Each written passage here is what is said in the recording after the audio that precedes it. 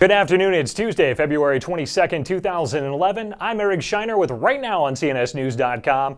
Representative Hank Johnson, yes, the one who was famously concerned that Guam may tip over last year. My fear is that the whole island will become so overly populated that it will tip over and capsize.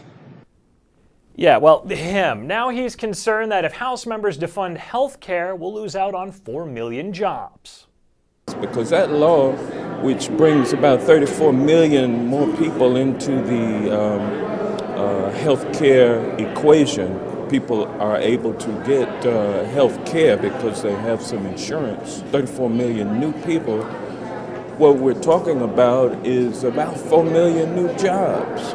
Seems that he's putting a lot of stock in this statement from a year ago. So this bill is not only about the health security of America, it's about jobs. In its life, it will create 4 million jobs, 400,000 jobs almost immediately. But he seems to be ignoring this statement made earlier this month about 800,000 jobs being lost. That would be a reduction of 800,000 workers. In fact, as we mentioned in our analysis last summer, the legislation also creates some incentives that might affect the number of hours people worked, it might affect the propensity to work of lower and higher income people. We haven't tried to quantify those things, but the impact is that the 800,000 might not be exactly the number. Oh, sure. But it's the equivalent of withdrawing 800,000. Nicholas Ballasy sorts this all out. The details are in his story. The House of Representatives voted to defund the United Nations Intergovernmental Panel on Climate Change over the weekend, but only after some debate that generated some heat of its own. It is tragic that some perhaps well-meaning but politically motivated scientists who should know better have whipped up a global frenzy about a phenomena which is statistically questionable at best. Mr. Chairman, if the families in my district have been able to tighten their belts, then surely the federal government can do the same and stop funding an organization that is fraught with waste and abuse. Chairman, I don't understand how the gentleman from Missouri could say that these are a nefarious group of people. After all, these are people who are scientists who've won the